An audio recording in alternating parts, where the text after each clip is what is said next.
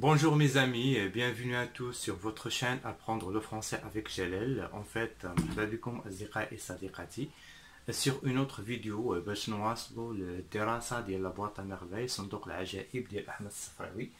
En fait, mes amis, aujourd'hui on est arrivé sur le 9e chapitre.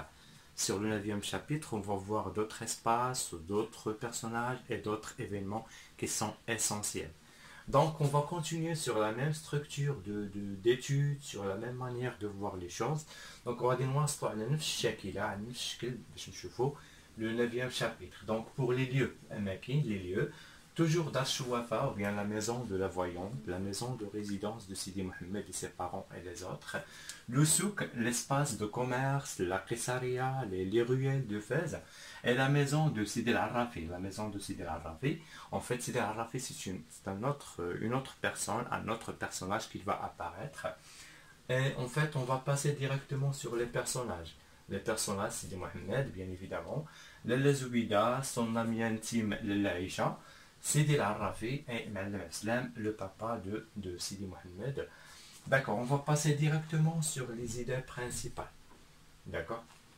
Donc les idées principales, ils seront 5 idées qui sont axiales du chapitre 9. On va commencer par l'état de santé de Sidi Mohamed qui s'aggrave.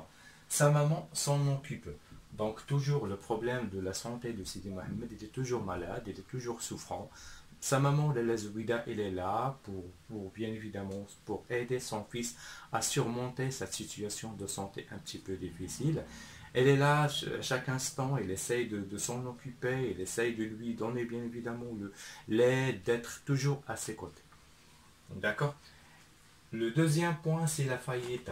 En fait, c'est la faillite, excusez-moi, en fait, c'est la faillite, non pas le faillite. D'accord. Donc, je vais corriger tout simplement.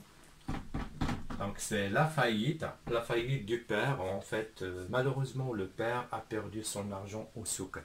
Donc pendant il est en train de travailler au souk, devant les boutiques, il a perdu malheureusement son argent. D'accord. Donc dans des circonstances un petit peu indéfinies, il a perdu son argent, son capital. Et comme vous le savez, le père, Ma'alem Aslam, c'est un commerçant. Donc son capital, son argent, ce montant d'argent, c'est le moteur de son travail, c'est le moteur de son commerce. Donc malheureusement, il a perdu ce montant d'argent.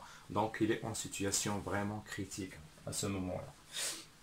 Troisième point, en fait, le père part à la campagne pour travailler comme moissonneur. Déjà, Ma'alem Aslam, le papa de Sidi Mohamed, est un campagnard. Donc, il est originaire de la campagne. Il est habitué à ce genre de travail. C'est vrai qu'il est en train d'exercer le travail d'un commerçant en ville, mais en même temps, dans ses origines, c'est un homme de la campagne. C'est un homme de la campagne, donc il part au travail, à la campagne comme moissonneur. En fait, c'est l'été, c'est la saison de la moisson. Il part travailler comme tout le monde.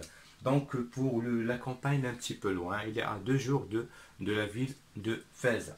D'accord. Le troisième point, en fait, ou bien le quatrième point, en fait, c'est l'absence du père et la maladie de Sidi Mohamed. Cette absence brusque et cette maladie qui persiste toujours cause bien évidemment des soucis à la maman, des souffrances.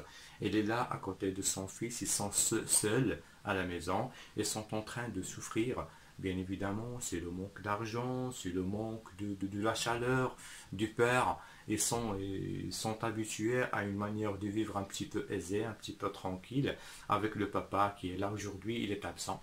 Donc, ça va entraîner bien évidemment des souffrances de ce côté-là. Le dernier point, ça sera pour Sidi Mohamed, sa maman, et Lalla Aïcha qui partent voir Sidi al-Arrafi. Voilà, donc c'est un événement qui est phare, c'est le deuxième événement phare du 9e chapitre.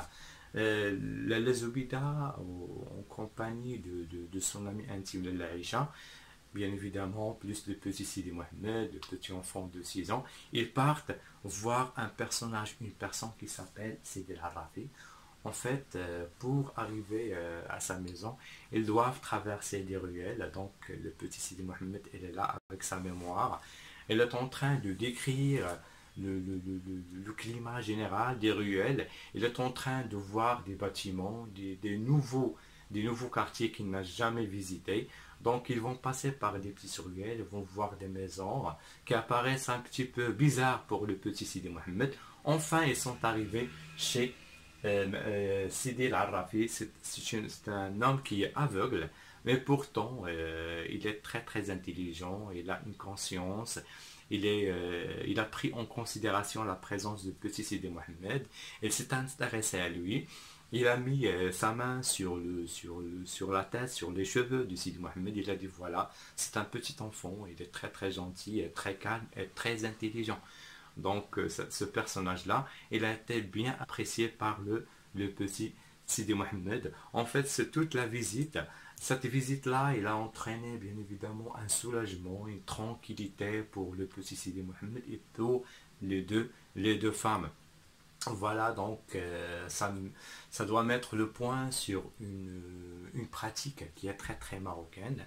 Bien évidemment, ce sont les manières de surmonter les obstacles de la vie, de surmonter les souffrances et les problèmes de la vie. Donc cette femme-là, en compagnie de son ami intime de l'Aïcha, partent pour voir cet homme. Donc cet homme, il est là, il a bien évidemment la sagesse pour écouter ces dames, pour les écouter, pour essayer de les aider, d'être avec eux, bien évidemment.